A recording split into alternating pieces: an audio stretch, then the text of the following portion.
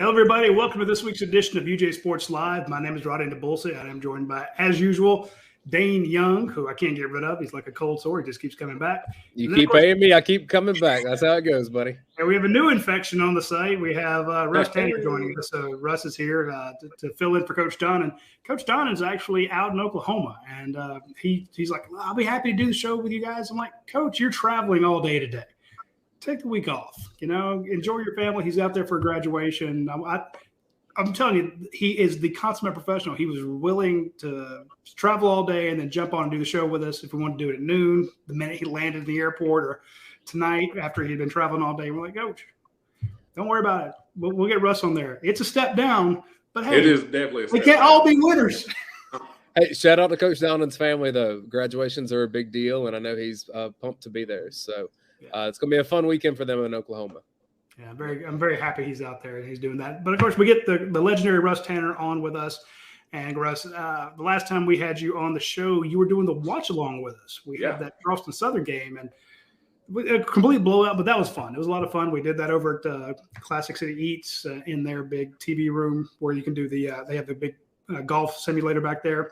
Yep. I thought about actually you and me meeting over there at Classic City Eats and doing it again, but 8 o'clock at night, they're busy. They got the restaurants hopping, so I didn't want to put that on them, But no, we're good, man. I'll just sit here in my dining room with the fine china on the wall behind me with this crummy South Oconee County internet. So hopefully we'll be able to get a few questions and comments in before the interwebs crash on us out here. Well, if you drop down, that'll be typical for our show. So you're from Wrightsville. I thought the fine china was the paper plates. That's why we got that on the wall, buddy. Right? We don't eat. We don't eat on anything that's not made out of paper. So, Yeah, flip it over. It says Dixie on the back. I love it. Right. Quick shout out to our other sponsors, Athens Ford, Your Pie Academia, and Dead Soxy. We appreciate all of them sponsoring our show. And we got a lot of questions, but I'm going to give you 30 seconds, Russ, to tell us about your business. My business. Oh, man, I didn't know I get to do an infomercial. I appreciate it, man. Your business is important right now. Yeah. We need people to buy some houses. Yeah, I'm in the mortgage business, man. Been doing it for 16 years here in town. There it is, BOE Classic Lending Group. Our team's right there in Watkinsville. And, man, I apparently like it pretty good. I've been doing it. It's the only paying job I've ever had outside of anything football related. So that's it. Wait, you didn't get one of those big NIL deals when you came to Georgia? They didn't give you a lot of money under the table? I had a guy give me $50 one time and told me to go buy the guy something nice, but I went down to Bulldog Diner where it was always free for us. Rest in peace, Mr. Bob. So, that's about the extent of my corrupt dealings. $50. All right. There goes your eligibility. You're done. But it brings up the bigger point. You did play for the University of Georgia. You busted your butt out there. You played on some great teams. We have a lot of questions from the folks in the dog event, some folks on Twitter and Facebook. And if you folks have a question, drop your question in the comment section. We'll get to it after we get through those. But, Russ, I was there in the stadium. I looked up, saw people just bawling their eyes out. You saw all the reaction videos we did. Dayne put together a collage of people, filming themselves in their houses, jumping up and down celebration. People who were inside the stadium filming Keely Ringo's pick six. Just the pure joy. I mean, the joy of like getting married or having the birth of a child. I mean, it was that life-changing for these people. But it means more to guys that actually went through the program. You came to Georgia, trying to win a championship. You had your ups and downs, but then your brethren, they did it. So what is it like as a former player to see Georgia hoist that trophy, to get those rings? Yeah, man, it's special. It really is. And, I think about, think about my family, think about my wife who was born in Athens, has multiple degrees from UGA, been going to games her whole life. She cried like a baby. I think about, I've got cousins that have been to every game that have happened for the last 30 years. I've got friends that are diehard. And like everybody, it's amazing. It's awesome to be able to talk through that. But, man, to be on a group text thread with my old offensive line buddies, with, some of the old quarterbacks and some other players that we played with, and just to be able to talk about that brotherhood, kind of hoisting that trophy for the first time, feeling like you were a piece of that. You were one of the foundation blocks that was laid, that was built on up and up and up. I mean, it's special. It's something that, I feel like I can say we won the national championship. And unlike I say we as the Braves won it, I actually feel like, there's a little bit of credence to that. So it was awesome. It's something that I've obviously never experienced in my life. I'm 39 years old. So, I've never seen Georgia win that. And I was a part of that class under Coach Rick that came in that we always kind of talked about knocking the ceiling off the program, knocking the glass ceiling off. There were some good years between some of the Coach Goff stuff and some of the Coach Donnan stuff. There were some good years in there, but never was really able to take that next step to really explode and win the SEC, to be in the national title hunt. So, we won the SEC twice. We played for it 3 times, kind of laid the way for those teams after us to do the same thing. So to see Kirby take this group of guys to go in and beat Alabama, of all people, to finally knock that Saban monkey off our back. I mean, it was great. It was emotional. I cried. It's there. I said it. It is what it is. So it's a great feeling. And, we still smile every time we think about it in the Tanner house.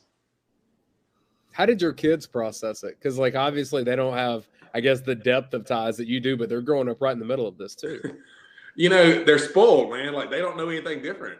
My sons are 10. I've got a little who's 3. My daughter's 12. So from the time they've been old enough to really understand what football is, it's been a part of the Kirby era. And, you can arguably say that Georgia has had as good of a run as anybody in college football. You've got, the Sabans of the world and a few others that have won through that. But we're at the pinnacle, and we have been for their entire childhood. Yeah. So they don't know what it's like to have to sit through Munson on the radio telling you how bad it is out there. They don't have to sit through all the heartbreak, all the pain, all the just getting your insides ripped out by somebody in Tennessee who throws a Hail Mary on you when you're not expecting it. They only know winning. So, they were excited. They're screaming, they're running. But, my wife and I cried. So, there's a difference in it, I guess. Yeah, you big crybaby. It's all right, though. That's it. We'll forgive you. Hey, like I said, when I looked up at the stands, I saw a bunch of it. And then I remember tweeting out, I'm like, ladies and gentlemen, here are your national champion Georgia Bulldogs. And I'm like, you get a little choked up in here because, there was so much raw emotion in that stadium. I don't care how detached you try to be as a journalist, you just can't. It's like going to somebody else's wedding. You may not even know the people up there, but you see them looking into each other's eyes, and you get verklempt, you get choked up. You're like, wow. And, I did graduate in 95. I covered you. I covered all those guys. So I've been doing this a long time. And to see the team that, knowing how dejected, Chris Conley was, knowing how bad Terrence Edwards felt, knowing how bad Nick Chubb wanted it, how bad Todd Gurley wanted it, go down the list. And all these guys we've covered for started covering them in 93. I know how bad Eric Zier wanted one, and those, Claude Felton. I know how much he wanted one. Yeah, damn, just there's always for Claude Felton, honest to God.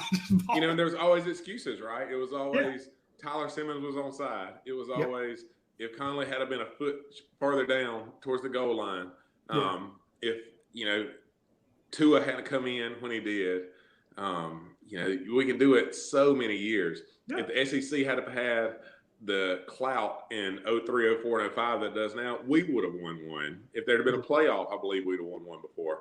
But the stars just never lined up. So right. So that's these why stars line up, and to see it line up like we did, there was no fluke stuff. There was no trickeration. There was just grown man, old school football that we love to watch. To go out there and beat Alabama the way we did, man, it's special. It put us over that hump. I see it on the dog vent. Everybody always has what's the gift that's up most often, right? It says it's happening, and it's the Ron Paul deal. We felt like that's been the case for 38 years, 41 years, whatever. So for it to actually happen, man, it's an explosion inside. So yeah, it did, and you bring up a good point. There is no, there's some controversy. I've seen some Alabama people say, well, if our wide receivers hadn't gotten hurt, well, yeah, maybe if Adam Anderson hadn't gotten arrested, maybe it's a different game. It's not like Georgia was actually out there healthy. You're running the previous 3 quarterbacks you thought you were going to have on the field weren't exactly out there. George Pickens wasn't 100%. You had a lot of guys that were down, but you go back and look at that defense, as special as it was. You mentioned old-fashioned.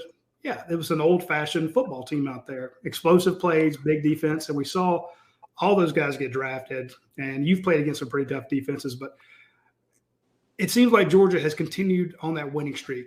You had that – to me, it started with Clemson. a game that I picked Georgia to lose. I bought into the Clemson hype, and I knew how worried the Georgia coaches and the Georgia staff were about some of the stuff they thought Clemson could do. And that game was super close. Let's not forget that. No, you're right. One play changes everything there. True. But the Clemson offensive line was not what we thought it was. But then that kind of hype train kept growing. Then they got beat in the SEC championship. But from that championship on, then you have a great recruiting class. Yep. I mean, yeah, you got beat out by Texas A&M and Alabama, but they had generational recruiting classes. But this is not a bad class by any means, number 3 class in the country. For a while, there was the number 1 class. Then you go into the NFL Combine. We went up there. We covered it in person. Dogs own that Combine. It was a 3-day infomercial about Georgia football players. Then you get to the draft, 4-day infomercial about Georgia football players. They set a modern-day record for the number of players drafted. People keep saying year of the dog, and I'm like, that just doesn't seem strong enough. Yeah. Literally, it could not have gone any better for us over these last 6 months. I don't think it's possible. Everything Kirby's touched has turned to gold. The narratives have been killed. The Georgia can't win the big game is gone. We're always going to fold in the fourth quarter is gone. Dead. Kirby can't develop talent is gone. Dead. I mean, it is what it is. And you're splitting hairs now from people that are ranking recruiting classes saying that Bama is better than Georgia, is better than A&M, is better than this person. I mean, you have a clear-cut group of 3 or 4 teams that is so far ahead of everybody else recruiting-wise, and above that, you're splitting hairs based on needs of the teams. So, recruiting, as long as Kirby and his crew are in charge, is going to be the least of our worries as Georgia fans. Now, that being said, with all this NIL stuff going on, who knows what this landscape is about to look like. But, yeah, it's been a great run. Literally everything has gone the way of the dogs. I was looking the over interesting part about having those 4 or 5 teams that have separated themselves is I thought once you got there, you kind of stayed there. And Clemson looks like is having to try to claw back to get to that point while A&M's trying to get there. But Georgia, Alabama, Ohio State definitely appear to be the class of the country. Well, Dabo was a late adapter to the NIL stuff. And I get it. I mean, he didn't like the NIL stuff and was vocal about that and didn't want to go transfer portal and do all the things that are now part of college football. And I get it. I feel the same way about some of the aspects of the NIL stuff. There's parts of it I like, and there's parts of it I despise. But if them's the rules, and if you don't play by the rules, you're going to get smoked. And Clemson's going to reap the benefit of that for 3 or 4 years until they get on board and pay their way back into a good signing class. I want to mention Georgia's signing class that they have basically incoming. You got Mykel Williams and Marvin Jones Jr., 2 5-star defensive ends on either side. Outside of them, you have Julian Humphrey and Jaheim Singletary, 2 5-star defensive backs. And then Keithian Alexander, Bayer Alexander, right there in the middle. So we talk about Georgia having 5 first-round draft picks in the this past draft. Here's 5 5-stars coming in. And with the way the Rivals rankings work, those are guys we expect to go in the first round. And and half those guys aren't even on campus yet. And I just retweeted a video of one of Georgia's maybe lower-rated guys, Darris Smith. He's in the top 250. He's a defensive end out of Baxley, Georgia, 6'6", 225 pounds. He was running the 200-meter sprint the other day, and he won it, with a new PR. And I'm like, ridiculous. And you're watching him; he's like a foot and a half taller than all these guys who. That's all they do. They're sprinters. That's their number one sport. This is his second sport. He's out there smoking them all. 75 pounds bigger than many of them, and maybe a foot taller. It's just mind-boggling. And we're not talking about Darris Smith because we're talking about Marvin Jones Jr. and Julian Humphrey and Mykel Williams, guys like that. So I think you bring up a great point. As long as Kirby Smart's over there recruiting, and he's having to change coaching staff a lot, but I think you nailed it with as long as he's recruiting, Georgia's going to be in a good spot. And that ties into Dayne's talk about how I don't see Georgia falling off. And I said it last year. Let me get your thoughts on this. I said if Georgia actually lost that game against Alabama, it would suck. It would be just heartbreaking. Real bad. But everyone kept saying, well, you got to win it this year. You got to win it this year. This is you're. To me, Kirby's not one and done. He's played for 2 titles in 6 years. What makes people think he's going to stop doing that? Yeah. that ball of momentum, once it starts rolling, look, Kirby is a very, very good coach from X's and O's standpoint. He's a very good coach.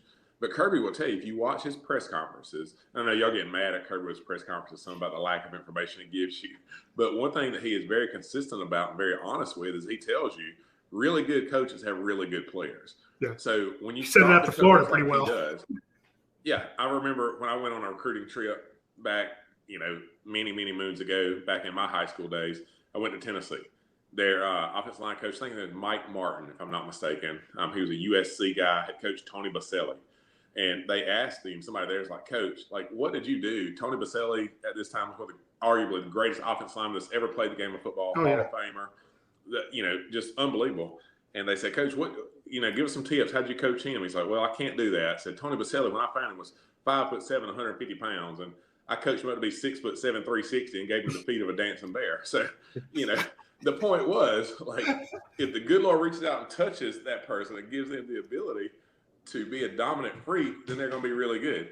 And Kirby has consistently recruited freaks. I heard somebody say about Kirby a couple years ago when he was recruiting. They said that he loves to recruit big kids, even kickers. It's crazy how it works in football. Typically, the biggest, fastest, strongest guys are the ones that win. So they recruit physical freaks. They put them in good position. They have a game plan together. They got them prepared like crazy.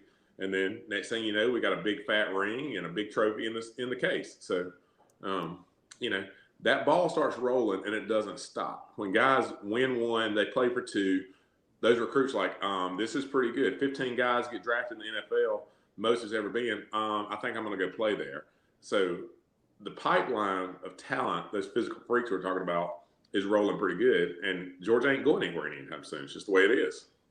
Russ, I wanted to ask you about Kirby's mantra right now has been, this is not, this team is not connected to last year's national title. It's a whole different team. It's a new experience. I think all coaches say that no team is the same from one year to the next. Is that coach speak, or is it literally kind of a different feel for any team that you're on any certain year?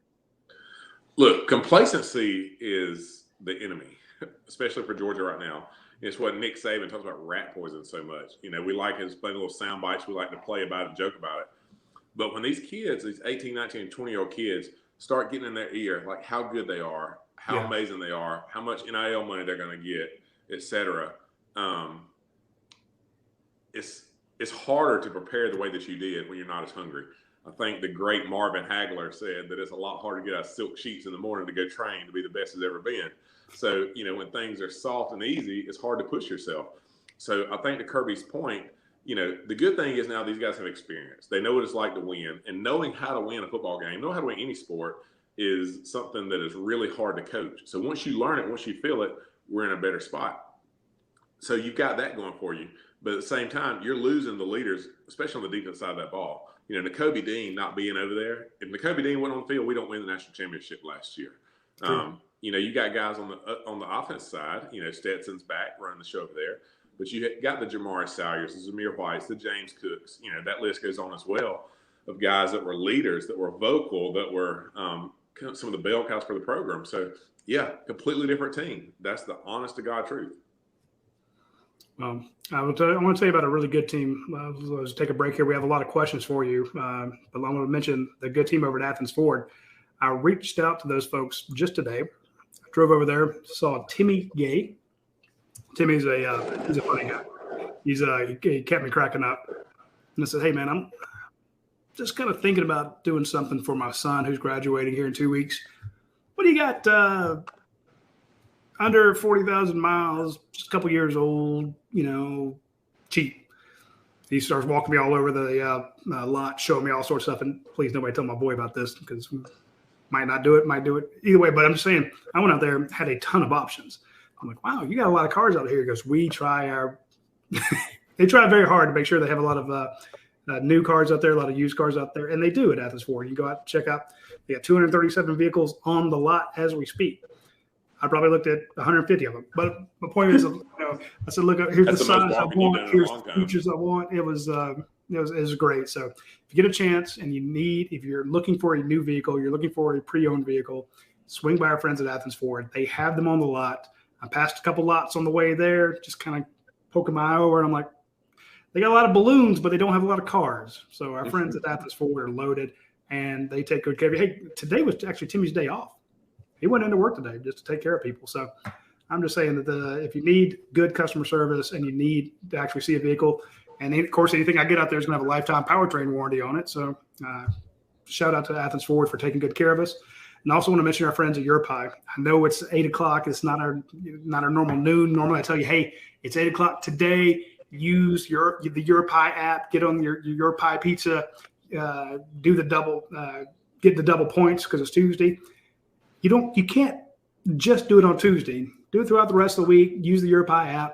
Try their Ishka pizza, the Lineage, the Southern Heat, the Nat. They're all fantastic. Or just go in there and make your own. Tell them, hey, here's the crust I want. Here's the sauce I want. Here's the cheese. Here's all the toppings. You're not paying per topping. You can get as many as you want. You can get a lineman type pizza out there. Just load it up, and it's going to be cheap. It's going to be big, and it's going to be the best pizza you've ever gotten. So I hit up our friends at UrPie when you get a chance. And again, I guarantee you that Drew and Natalie French were bawling their eyes out when they saw that national championship come to Athens. So actually, I'm pretty sure I saw them at the celebration. Anyway, two of our great sponsors there, and we appreciate them a lot. Dayne, let's hit them up with some questions. Well, we have a comment on YouTube real fast. This is from Walker Enterprise that said, I played at Johnson County with Big Russ. He used to drop me off sometimes. Said you had an XXL helmet and smashed him on a down block numerous times. Says he appreciates you for those hard practices. So the funny story about my helmet size, when I was in 8th grade, I was a quarterback in 8th grade. Passed for 700 yards and 5 touchdowns in 5 games. No big deal. I mean, but I wore number 1. I thought I was an athlete, thought I was fast. And our team wore blue helmets. We're the Trojans, Johnson County. Dayne knows about it. We used to beat East Lawrence up all the time. So still do. We had blue helmets. But the problem was that no middle school helmets fit me. And we didn't have the ability or the know-how, or basically nobody wanted to paint it. So I had a varsity helmet. Problem was our varsity wore silver helmets. So I was the quarterback, the tallest kid on the team. I wore number 1, and I had a silver helmet when everybody else had a blue one on. So if there was ever like a beacon about, this is the guy. So, I have an enormous head. My current struggle with this live broadcast is how to position it right to look into my iPad. Radi busted my chops coming on the show like, what are you filming on? Like, it's an iPad. I'm not technological. So you can I didn't know iPads had that wide function on there. Get that big head in it. That's it. Hey, but you got hair, so I can't make fun of you. So there it is. Do have a question that came in from Coach Donnan, and I mean, we got to feature that, right? Jimmy D, let's hear it. He said, tell us about the day that Coach Donnan came to your and Pollock's school the same day your junior year, and then you ended up being roommates. Yeah, so Coach Donnan was the guy that recruited us, and that's the guy that made he and his staff are what really wanted us to come to Georgia. And it was a bad day in the Tanner house when that staff got let go back then. And we had a guy who I love recruiting me named Phil Jones, who was a special teams coordinator. And Phil Jones was just a great man that Coach Donnan had on staff. And we weren't sure where we wanted to go. Pollock and I were taking visits to a lot of different places. But really, it was not long after we met Coach Donnan and came on campus at Georgia where we kind of made the pact that we're going to go somewhere together. After the staff turnover happened, we visited Florida, we visited Clemson, talked about Ohio State, Notre Dame, some of these different places. So, that was ages ago. But, I can remember it's hard, man, when you're 18 years old, you're never outside of your parents' house, the walls of your parents' house, and you're trying to figure out where to go and to live. So, to have a staff like Coach Donnan had in place, like for me, for Coach Jones in particular, to make me feel like it could be home, to make me feel like I had a place that I wasn't going to die when I left the warm confines of Wrightsville, Georgia, and then to have a buddy who you felt really good about going to room with, like that, if it wasn't for those things, man, I wouldn't have made it. I'd have had to go back home pretty quick. So, yeah, appreciate him. I appreciate Coach Donnan more than you guys know. Had another question come in. This was just via text to me, so someone that's listening. Says, Russ, I know you coach some youth football. Does Kirby do some scouting reports with you for your guys? Kirby is crazy, like how much he knows about what goes on with our football teams.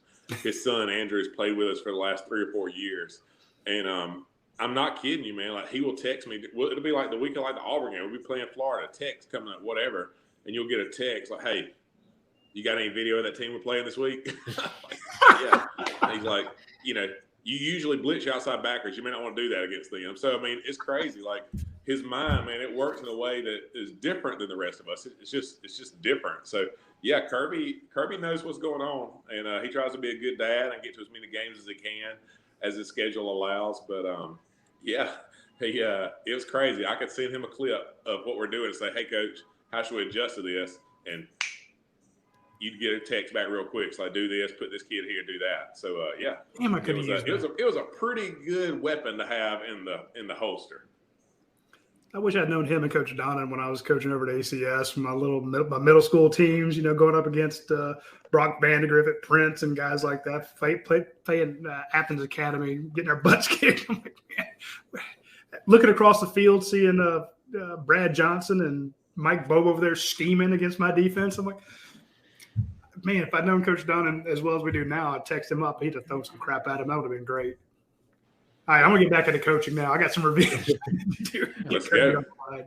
All right, let's start getting into some of these from the dog, man. This is from Rowdy Dog. Says, who wins a 3-man WrestleMania match for the title of toughest UGA center, Russ Tanner, Ben Jones, or Boss Andrews? So a lot of questions got to be answered before we can answer that question. Is it in our prime?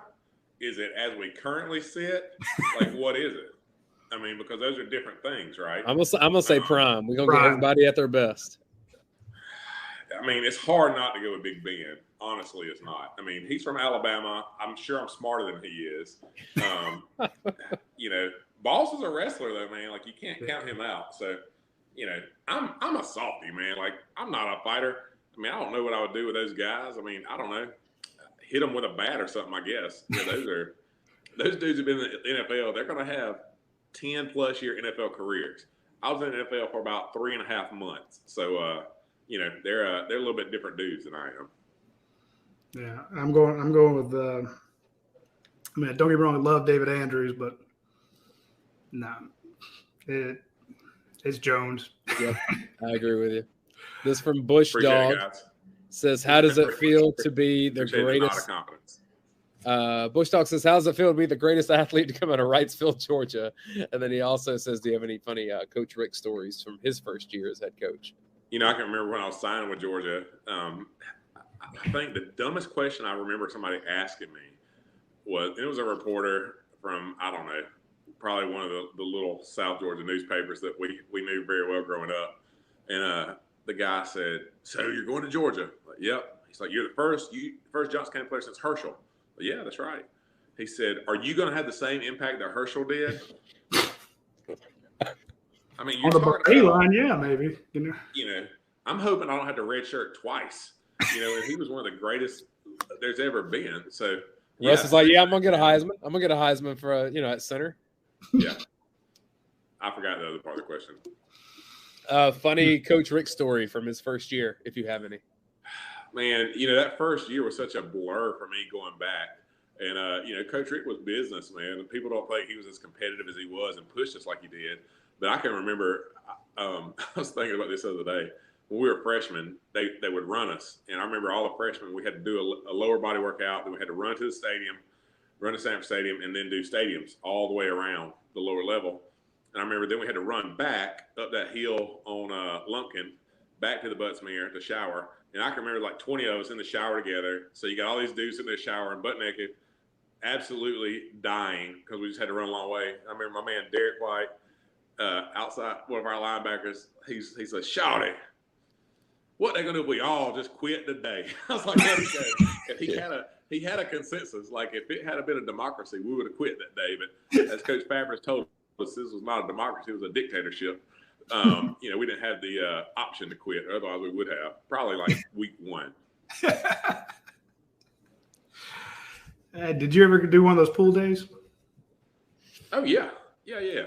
Lots of pool days. So, I say lots. We did 4 or 5. We did it every year. You knew it was coming. They try to play it off like you wasn't going to do the pool day. But Coach Rick loved the pool days as well. My man's hitting high dives and backflips. So, yeah, we always hit them up. That's that South Florida in them. From Kirby's pleats, Russ, is that your real Southern accent, or are you exaggerating a little bit? So Kirby's pleats, that's his question. That question back to like me, Ben Jones, and David Andrews. If it's me and Kirby's pleats in the ring, and that's his question, like I take me. Yeah, no, man, this is my real voice. It's funny, man. When I go back home now, I've got cousins, uncles, and stuff like, boy, why are you talking about one of them Yankees? Like, what's going to happen to your voice? I don't have an accent anymore when I go back down to Wrightsville. My wife always laughs. She knows when I'm talking to some of the Tanners on the phone because, the country comes back out. So, no, this is my sophisticated voice, Kirby, please. I can confirm that because being essentially from the same area, I'd train myself to lose some of my Southern accent. But if I talk to my dad, it's coming right back. It don't matter how much work. I did that for broadcast. Get them darn cows back in that field now. I'm going to tear you over the hickory stump if you don't. More dadgum. And see, I understood everything you just said perfectly. Yeah. To me, you sound like Boomhauer. I just lost it. I grew up in Conyers. That's not exactly the capital of sophistication. So trust me, I could get it too. So, but my dad didn't, spoke broken English. So a lot of my accent, people are like, you don't sound like you're from Conyers. I'm like, yeah, but I also don't sound like English is my second language either. So it's an amalgamation of Night Court and Dad and Conyers, everything. So that's how it works. Yeah. This from Senator Blutarski. If you, Radi, and Dayne were in an airplane that was going to crash and there were only 2 parachutes, what do you do? I don't know what y'all do. He jumped with 2 because he's big. Like I got mine, but it's up to you two. So. Watch y'all fight to the death. It's an age game, right? It's because we went with Ben Jones. If we'd said him, he'd be like, "Oh, I would let you guys have him." Yeah, we'd be piggybacking down together. I'd be trying to figure it out, but now one of you is dying. It is what it is. What was earlier? Them's the rules. Man, we should ask this question in reverse order. Now we're both dead. Great. From Bucket 3075, Russ, what's your opinion on why Justin Shafer was drafted ahead of Jamari Sawyer? Good question. Yeah, kind of shocking when that happened, right? Like we're sitting there watching them, and I think Sawyer. A lot of us thought, potentially second round, maybe third round guys, probably where we kind of had him slotted in our mindset, and he ended up going, fifth round? Was it fifth round or sixth round? And it was a surprise when Shafer goes off. And, I think that when you look at it, that I think 2 things happen. Which one? Sawyer was a great teammate for the Dogs, and he'll end up making his money in the NFL, but he played out of position some. Now, look, it's crazy because he was dominant at left tackle. I mean, the 2 best defensive ends in college football last year, Will Anderson, Aiden Hutchinson, they did not want to see Jamari Sawyer. So you talk about who's the best player to play that position for us all year long. Like he stepped in that spot, was freaking dominant when he had to be. Did a great job, but he played out of position. He's probably a guard in the next level. It's probably where he's going to play in the NFL, just height and weight stuff. And then the other part of it, man, like Justin Shafer, and this is not a knock on Sawyer or anybody else, but man, Justin Shafer is a dog. I mean, if somebody's standing around the pile, Justin Shafer is going to move them. If the whistle's not blown, his man is still going to be pushed. So there's a little bit of attitude there, man, that he showed over and over again to where if you're drafting your offensive lineman, you need 1 or 2 guys that are just a little bit nasty. You need 1 or 2 of those guys who you say, hey, when they get in a fight, who's going to win? They're like, okay, yeah, I got that dog right there. So Justin Shafer, man, like if you were standing around the pile, that big dog's going to clean you up. He should have got several more penalties this year for diving over the pile and hitting people. But, I would say that's it. Sawyer being a little bit out of position for the next level. But then Shafer is he's just a mover, man. He's a people-moving, mashing man. So how you like that? That's fair. Hey, anybody that can come back from the injury that he had, that neck injury, and continue, you're tough if you do that. That is not fun. And a little crazy. So, It was funny each year we kept saying, okay, this is the guy that's going to move in. He'll take Shafer's spot at left guard, or he'll take Shafer's spot at right guard, wherever Shafer is. You penciled in one of those new 5-stars coming in, just like a lot of people have done with Warren McClendon. It's like, Broderick Jones will come in and take Warren McClendon's spot at right tackle. American Smith will come in and they did it with Kinley. Like this happens every year. Solomon Kinley at 3 years in a row. Everyone's gonna keep moving him, and Solomon's like, the hell you say? You take it over my dad. You're going to have to kill me, brother. And that's what you got with Justin Shafer. I mean, I remember asking Justin when he was in the neck, I'm like, are you going to play again?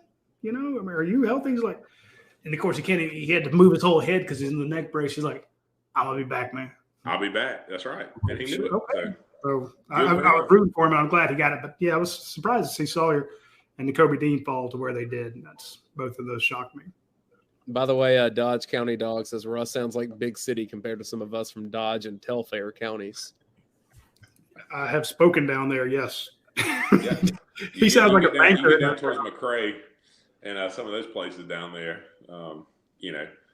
There's some good South Georgia people down in those necks of the woods. I'm playing golf in McRae on Saturday. There you go. Let's see. What you got, Lawrence? Says, Russ, would you say the offensive line talent in Athens is superior to the offensive line talent during the Rick years? Do you think there was a struggle in offensive line recruiting during a good portion of Rick's tenure? And if so, what's the reason compared to how successful Kirby Smart has been? It's a lot of questions. Talent-wise, it's not even a question, right? I mean, you can't even begin to talk about our group talent-wise versus where it's at now. There were some philosophical differences that happened. Back to the Kirby recruits big guys. His guys had the body for the NFL more so than we did. I don't know. Radi may know this answer some too, as far as like why that is, but I'd be interested to see like how much more highly rated offensive linemen there are now versus 20 years ago when we were coming out. The way these guys get evaluated, the amount of value that's been put on that position now with the quarterbacks being so important, in the college and pro game. I feel like you got more emphasis on offensive line now than it was even when we were playing, especially the big, strong NFL type guys. So Kirby's recruited those guys over and over again. We were bit by the injury bug really bad, man. Like we had the shoulders of death for about 3 years there. Like every person we recruited, their shoulders tore up. And, there's nothing – Coach Reed wasn't doing that. I mean, he wasn't coming out there and recruiting like, hey, how's your labrum? Oh, partially torn? All right, you get a scholarship. That what was happening. So we definitely got bit by that some. But, you can say that about offensive line, but you can also say that about probably every single position on Kirby's team compared to any other team in Georgia history, not just the Rick or Donnan or Goff years, any other team. Kirby's number one job is to recruit. I believe he would tell you that. Like he does that above anything else in the program. He's always recruiting, and it pays off. I mean, where you focus, man, that's where you see results. And, he's made recruiting an emphasis.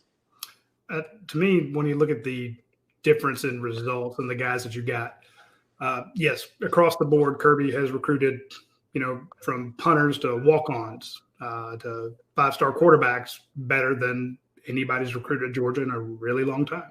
And, I remember, covering Max Gene Gillis and Big Roland and Inman and, Nick Jones and all those guys, just bad men, covered Kirby when he played with some of those monsters, But consistently across the board, Kirby's gotten great offensive line talent. And I think a lot of it comes down to the fact when we talk about evaluations and stuff, the kids that are coming out of high school now are more developed from a technical standpoint than they ever have been, again, across the board. But Kirby, when he got the job, said, we are way too small in the trenches, offensive and defensive lines. He knew that when he scouted Georgia. He's like, we're going to beat them because we're going to mash them on both sides of the line. Our guys are just way bigger and faster. But the thing about, people talk about, wide receiver recruiting or quarterback recruiting or tight end recruiting. There are a hell of a lot more cornerbacks out there and wide receivers and running backs than there are 6'6", 335-pound dancing bears. That's that is a rarity of a human being. And Kirby understands that rarity means priority. It's just like gold. Gold is rare. It has value. Diamond is rare. It has value. So, although silver's pretty and copper's pretty, those are easier to find. So I'm going to spend my recruiting budget, time, and attention on the Keith Alexanders, the Marvin Jones Jr., the Michael Williams, the Isaiah Wilsons, the Amarius Mims, the Broderick Joneses of the world. We're going to recruit inside out. And again, I don't know this because we're not on his interior. This is projection on my part. I want to say he spends more time recruiting those guys than anybody has in the past, but I just know that is a priority. And if it's a priority for Kirby, I imagine time, money, blood and treasure are spent on recruiting those guys more so than it may have been the other way. Now, again, I don't know that under Mark Richt. The last guy I spoke to that recruited for him was maybe Thomas Gary, and I know they tried their damnedest to get him, but Kirby's just had the success getting those big, rare guys, and he's lined up like Woodwood. Yep. And we won a national championship. And look at the 3 offensive line coaches that Kirby's hired. Sam Pittman, who might as well be the GOAT of offensive line coaches at this point. Matt Luke and Stacey Searles have great recruiting track records. It's a priority. That's the thing with Kirby. It's a priority at every position, but offensive line, like you're saying, Radi, especially there. Yeah, that was their biggest scoop when Kirby was hired. We put out the day before, the day that it kind of became official. That morning we said, look, Kirby's 90% hired. There's just a couple things left, but it's about done. And then later that day, they said there was a report came out barring any last-minute shenanigans, Kirby Smart's going to be the head coach. I'm like, that's what we said this morning, like 12 hours ago. Yeah. But aside from that scoop, it was the biggest one that we got of all the coaches that he hired was he's getting Sam Pittman from Arkansas. And I really didn't know. I mean, I'd kind of heard of him, but I didn't realize how big it was. But the way my phone blew up when we put out that scoop from coaches and support staff and guys I knew in the industry, they're like, holy crap, Kirby's getting Sam Pittman? Yeah, but he's also getting this offensive coordinator. Like, I don't care about the offensive defensive coordinator. Sam Pittman? Yeah. He's getting him away from Arkansas. How's that possible? Recruited well. Yeah. He recruited well. Yeah, he did. Speaking of recruiting well, we'll talk about a couple of our other guys who can do some pretty good recruiting, and that's our friends at Dead Soxy. They recruited me and UGASports to be one of their spokespeople by sending us free socks. They said, hey, would you like some free socks? I like free stuff. Send it to me. He said, we want you to try these socks, see what you think. It's basically 2 guys, Jason and Mike from Dead Soxy. They said, look, it's two Ole Miss grads. We created a sock company. We have socks that stay up, that don't slide down. They're incredibly soft. We have these amazing machines, that we got that do these wonderful designs on them. We think your readers would like them. I'm like, oh, sure. Send them to me. I'll take free stuff. I have no pride, Ooh. So I don't. So anybody else wants to send free stuff, please do so. But and by the way, I mean, if the guest speaker gets free merch, I will take a new Bronco, a lineage pie, and a pair of socks, and we'll call it even. Well, I did just give away 9 pairs of socks to announce our winners on the dog event earlier today, and I've been packaging them up. So everybody will get, those 9 people will get a free pair of socks and a couple other goodies in their bags there. And we got more free stuff coming. But I want to tell folks, if you get a chance, check out those Georgia socks. They're really cool. The red and black ones, the outline of the state with the red, black, and silver in them. They're just fantastic, but they're incredibly comfortable. I mean, the designs are neat. But to me, the reason I became a partner with them is because I'm like, these feel great. And everybody that I've had try them raves about them. So I'm like, okay, here's something I can get behind. So these guys recruit well. Give people free stuff and see what they can do with it. And I appreciate them being a sponsor. Also, a guy who recruits well is our friend Matt Casey of Academia Brewing Company. He has been a star when it comes to recruiting great brewers to make his beer and great chefs to run his restaurant, and people to design his cans and do all of his distribution and come up with ideas like the beer and biscuit brunch. So check out our friends at Academic Brewing Company when you get a chance. They had this great watch party this past Saturday for the Kentucky Derby. And can you imagine being out there and having tried all their great beers, have all their great food, and to watch Rich Strike come out from nowhere at the llast second and win the whole Kentucky Derby? I'm sure that place was sideways with enjoyment and happiness when that happened. So if you want to have a good time, reach out to our friends at Academia Brewing Company. Go by, try their beers, try their wines, try their Trivia Tuesday. Just have a blast out there when you get a chance. From Big Dog, Russ, what is your take on Georgia's offensive line winning the Joe Moore Award this year, which was basically given to Michigan last year? It's way too early to be able to do anything as far as saying what offensive line is going to be like for Georgia. I think you look and know this Georgia team can be really good, but an offensive line in particular, man, like you don't know until those guys play together. Like we don't even know who the starting 5 is going to be right now. We think we have an idea, but We don't know what Tate Ratledge is going to do when it comes back. You don't know if Amaris Mims, if the light's going to come on for him. You don't know, what's going to happen with Warren Erickson and some of that stuff. So until you get 5 guys out there to play consistently and start dominating football games, I don't know that you can really even make a call for that. Plus, the Joe Moore Award obviously has a Midwest bias. That always given to some dumb Big Ten team, no matter how bad they get smoked when they play the SEC schools. Their big old tree trunk legs can't move. They're sitting still. And people like Marcus Howard go right around them. Shout out. My guy. Yeah, I was about to say, nice big. Hey, speaking of a year that Georgia would have won a title if they would have had a playoff, that's it, 07. Yeah, I mean, they had I don't want to speak about Colt Brennan much, rest in peace, but that game when Georgia played Hawaii, Marcus Howard was one of the most dominant individuals I've ever seen on the football field wearing red and black for that game. He was a good player for his whole career, but he was dominant in that Sugar Bowl. So, yeah, man, that team was rolling that year. So, we've had 3 or 4 teams in the last 20 years where if a playoff had happened, Georgia would have had more than one national championship in the last 40 years. So, this question from GoDogs1371. Russ, what was it like playing at Georgia as the program found its footing in the mid-'90s? And what coach in your life is the best cusser? Not necessarily the most in terms of volume of cussing, but the most effective cusser. Oh, man. Playing at Georgia, we hit on that. So go back to the very beginning of the show when Radi was talking about, what it was like to be a part of the brotherhood after the national championship was won. So it was special. It was awesome. There's a lot of things in my life I hold near and dear, and I'm so thankful to be a part of, and playing for University of Georgia is definitely one of them. So, yeah, go back and watch that early on in it. Best cusser. Yeah, that's tough, man, because, you've got guys like Coach Fabris, who was Fab, he had an art to his stuff. He told us, like I said, that this was a democracy, it was a dictatorship, and that we were the taters. You can fill in the rest on your own. So I remember that. Coach Calloway, man, I had Coach Calloway. Coach Calloway was a very effective cusser. He was not as creative with it, but very consistent with it. So, one of the nicest things he ever said to me is, "Well, Tanner, you didn't that up too bad." I praise indeed. Good talk. So, yeah. Old offensive line coaches are really good at cussing typically. So, I wonder who is like that on this current staff.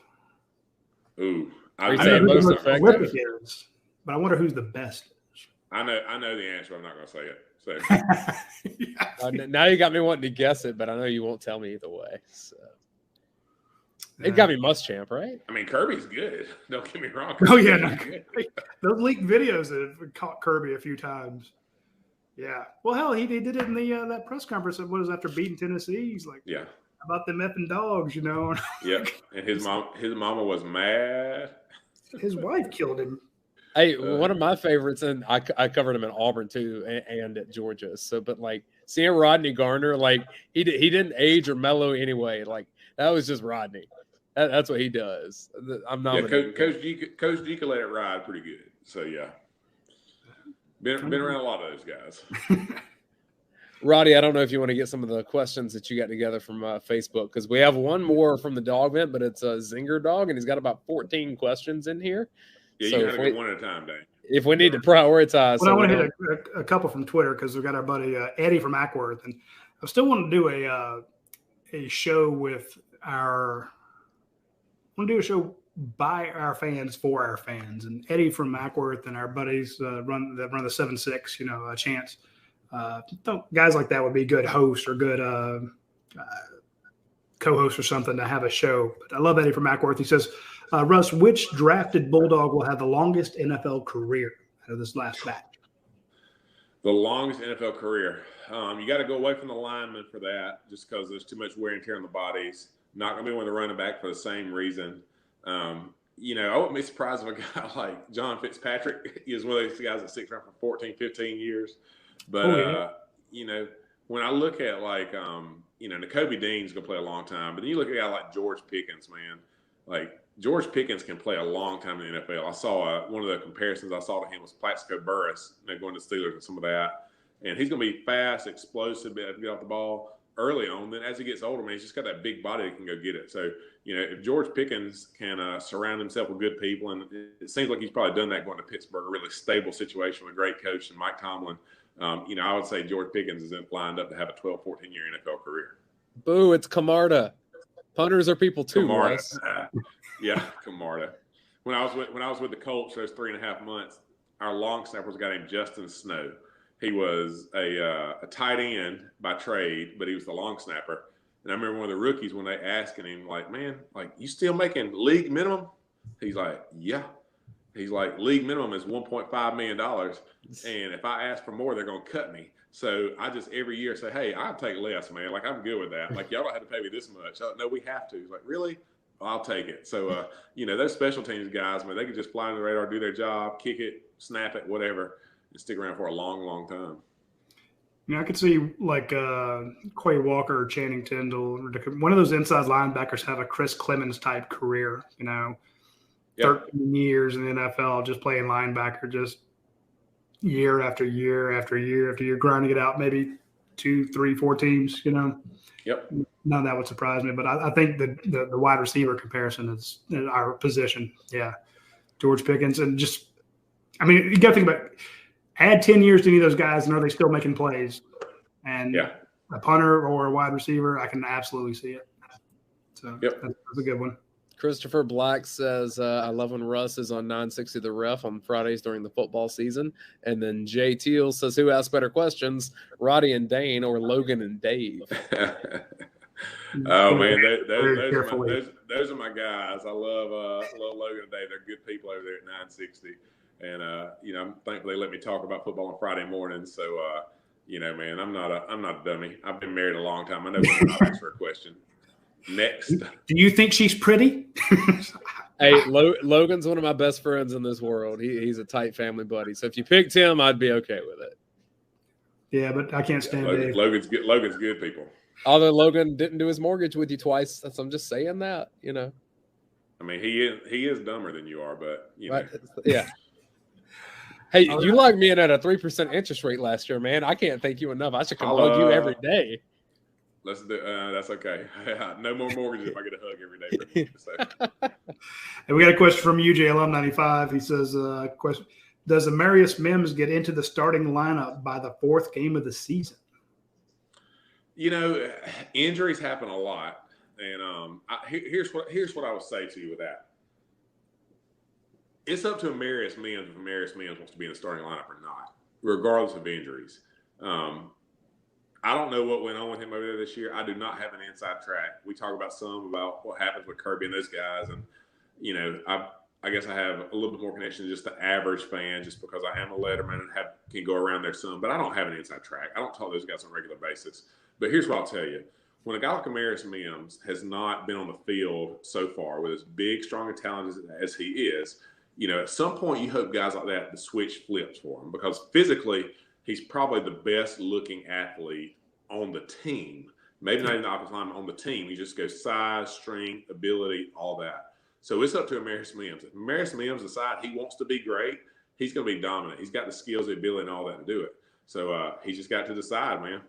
And it happens. There's tons of guys every single year on every single team that they've got to decide whether they want it or not. And I'm not knocking the kid. He may be one. I don't know him. Never met him. It may be one of the greatest kids ever been. But, there's some dogs playing in front of him that like their spot on the field. And he's got to come out like a dog and use that ability with a little bit of nastiness mixed in there with it. And if that happens, then you're going to see him play. Yeah, to me, when you look at the guy like, okay, are you gonna beat out Warren McClendon?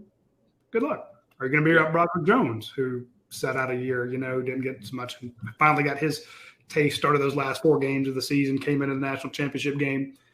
Broderick Jones, again, if we had to build a prototypical left tackle, you build him to look like Broderick Jones. Yeah. I've never seen a kid that just looked more like a NFL left tackle in high school than I did with him. Yep. Till I saw Amarius Mims. Yeah. And again, I made this point, and Coach Donnan busted me up about it, and he was right too. But we got to see like 2 practices this year, and I walked in and was looking at all those defensive linemen. And if you didn't see 88 on the jersey, you couldn't pick out Jalen Carter, because they're all the same size. They're all huge, big defensive linemen, So with their helmets on, it's not like one guy is, Zeus compared to a goat, but you get to the offensive line and you have all these great looking guys, but then there's Amarius Mims who's even bigger than Xavier Truss. He's bigger than Devin Willock, and he huge shoulder, small waist, just like, damn, get him off the bus first. So I'm with you there. That's a guy who just looks different. He looks badass, and he plays with the same heart as a Justin Shafer, That's right. I mean, you got to take all this right here, and put it here and put it here. I mean, that's just the way it is. You got to want it. So he'll be scary. Let's hit up some of those zinger questions and then let Russ go here because I know. One at a time, Dayne. Oh yeah, I'll take it slow here. Let's see. Russ blocked in practice, one of the few defenses that could have been in the conversation with the group from last year. He talks about 2003 in particular, had some really great defensive linemen.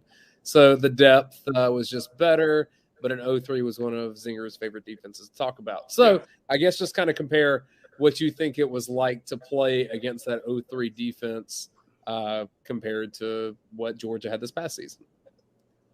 Yeah, I mean, you had some grown men. You had guys like Gerald Anderson and Ken Veal who were just some of the strongest human beings you're ever going to go against. Like, they would pick me up off the ground if my feet weren't set right and I didn't have my anchor leg down properly. Then you had guys like Kedrick Golston, who's a long-time NFL player, that was really, really good. And then, you had that, at the time, we all considered him this huge butthole named David Pollock, who would just come down the middle and was just freaking unblockable. Like, he would take pride and joy in just coming there and just embarrassing you down in the middle because you can't block him one-on-one. So, it's that old adage you talk about all the time. I mean, the biggest thing that did for us was it prepared us for the grind of what that SEC schedule was going to look like. When you block those guys every day, man, you show up against, Tennessee, Auburn, you get a Kentucky that has some really good players. Like they had a guy named Dwayne Robertson that was really, really good. So you see some of those guys and you're like, I've been against this since the beginning of August. So you're prepared for it. So, man, that's one of the things that I love about looking back on. Look back at these guys who are just monsters of men and know that I was able to stand toe to toe, bang shang-a-lang with them and hold my own a little bit. It was freaking awesome. He asked, what kind of player did you prefer to block on the interior? You mentioned Anderson. He said him or a Davis or someone like a Sullivan or a Wyatt. Give me the monsters, man. Give me those big, huge guys all day long because you know what they're going to do. They're going to try to hit you and throw you out of the way. But if you get your hands on them, like, here's a question. I'll see how good you guys are with football. All right, honest question. It's not rhetorical. Why did God create shoulder pads? To hold. Huh? To hold. Yes. So offensive linemen can grab them. That's the only reason shoulder pads were created. So you can grab them right here. So, those big guys, man, you know where it's at. The target's coming straight at you. And you just got to withstand the barrage of 3,000 pounds of man trying to knock your head off. You can grab their shoulder pads and grab that chest plate. They're done. But you get those little stumps, those Devontae Wyatts, who, by the way, Devontae Wyatt is like 6'4", 320. He's an enormous human being. But those guys with that low center of gravity that can move side to side. And, oh, by the way, and they're also ridiculously strong. And they can beat you 2 or 3 different ways. Like, those guys are the problems. Yeah, he also played running back too, but I'm with you. I remember our coaches back on from ever since we were little kids. They didn't call it shoulder pads; they called it a steering wheel. If you're the offensive line, you grab his steering wheel. I'm like, grab it. He said, "Are you glad that that team in 03 didn't A-gap blitz as much as Kirby likes to? Which would you rather see?" I don't know if they did or not. So I don't know if I'll take Zinger's word for it that that's the case. A-gap blitzes are fine, man. Like, as long as you know your assignment and the guy beside you knows what he's supposed to be doing, those guys are easy to block because they're just trying to run past you. But the thing Kirby's done so well is disguise it, confuses those guys and makes it look like you're doing one thing and give you something else. So chaos is the name of the game for a defensive line. And Kirby does a really, really good job of that with the blitz that they mix in. So, yeah, that's tough, man. I want to bring up one point there, and Dayne, I'm sure you guys have seen this on the film. How many times when you see that A-gap blitz, the center and the guard are looking this way and the guy's going that way or looking this way?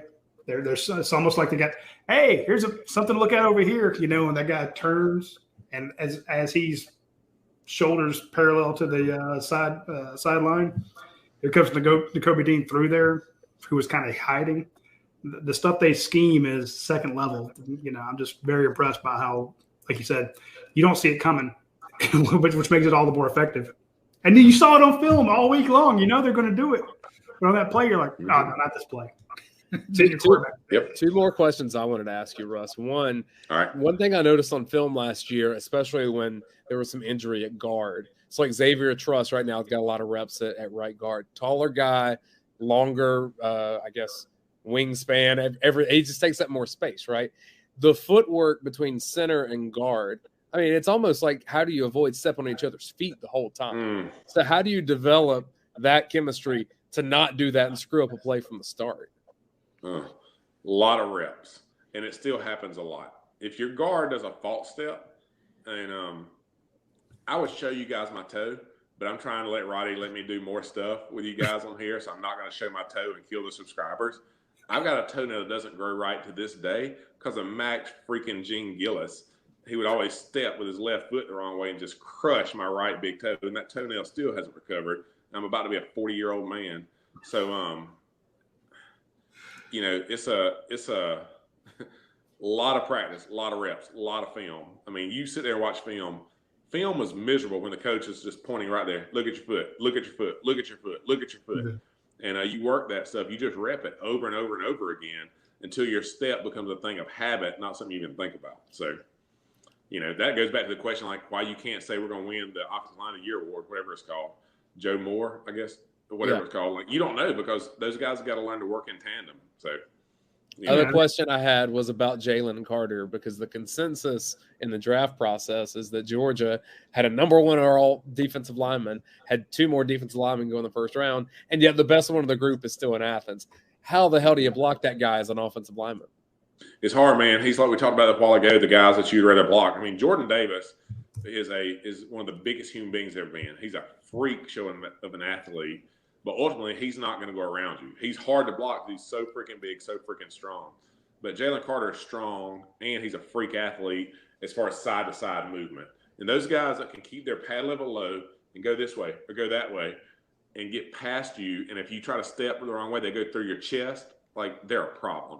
And that's what Jalen Carter is, man. If you watch him on film, it's easy a lot of times for the average fan just to say, yeah, I don't get it. I've heard Dayne and Brent say he's good on film. Well, watch the film study a little bit and actually watch what that guy does on a consistent basis and the trouble he gives an offensive line. Jalen Carter is a special talent. Like trying to block a Dodge Charger. Just not going to happen. Can't do it. William Ray says that Russ Tanner is a Southerner, and y'all other two, I need more convincing that Conyers and Covington is Atlanta, and South Georgia is what keeps Georgia being Georgia. William, I'm from right beside where Russ Tanner's from, man. Like, if you've been over to Bruton, like, there ain't nothing there except for us, my people. Yeah, who's telling me saying Conyers is Atlanta? I hate it. Yeah, Conyers is Atlanta now. It wasn't in 1986. It wasn't in 1985. It was a 30-minute drive to Atlanta from Conyers. Ain't that true? I can't tell you about Bruton in 1986, Roddy, because I wasn't there. Yeah, I know. Youngins. Yep. Now there's we had rednecks back in Conyers. It is now an Atlanta suburb. But then of course we also had some bad. Athens is becoming an Atlanta suburb. Yeah, I mean. But then for the longest time, I had to tell people I was from Atlanta because hey, are you from Conyers? You want to nope. Wasn't there a documentary about that? No documentary, no nothing. Don't know what the hell you're talking about. I'm from Atlanta. Which part? East Atlanta? Just go to I-20. Conyers? What are you talking? Let's talk about something else. All right, we got any more questions, or are we done with it? I think we're done for now. We'll have to have Russ back on though. And when we say check out his mortgage stuff, I can tell you he's helped me on my last two houses that we bought up in the Athens area. Like, it was a fantastic process. I referenced a coworker that I think just closed on a house last week.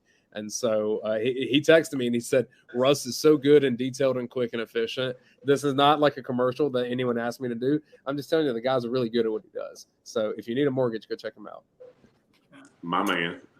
And I'm also saying that because he's feeding me barbecue on Friday. I'm just saying. Hey, there it is. Come on, baby. We're going to have it rocking and rolling. All right, folks. Hey, I appreciate everybody jumping on with us tonight at 8 o'clock. And shout out to Coach Donnan, who, again, would be more than happy to do the show, but I had to tell him, no, relax, take the day off. You're traveling. And mainly it's just projection on my part because he's got more energy than I do. But I'm like, look, if you've gotten up at 5:15 in the morning to catch a flight out to Oklahoma, you don't need to be doing the show at 8 o'clock at night, and spend some time with your family out there. But of course, he's a pro; he wants to work. And I'm like, no, let's bring Russ in and make fun of him for an hour, and we'll have Coach Donnan back on next week. So we will be back next Tuesday at noon. Coach Donnan will be back. He's coming back on Monday, so he'll be rested up and ready to do the show the following Tuesday. And we appreciate it, Russ Tanner, for joining us again. Hit up his mortgage company. You need it. If you need the service, why not go to a Georgia fan? Well, former Georgia player, a guy who we can talk dogs. Happy to talk dogs. Yeah, he'll talk. He'll give you that. He says he doesn't know inside stuff. He does. He's our number one source. He tells us everything. That's how we break all those stories, Kirby. So be sure to cut him off. He's about to be getting a phone call. Hey, look who's here. That's awesome. See, and you want to keep that kid fed. So you need to take your mortgage needs to Russ Tanner, because I'm telling you, that boy's going to eat a lot. Look at him. I see a plate of chicken. Say go dogs? Yeah. All right, everybody. We will see you guys next week. Thanks, Russ. We appreciate it.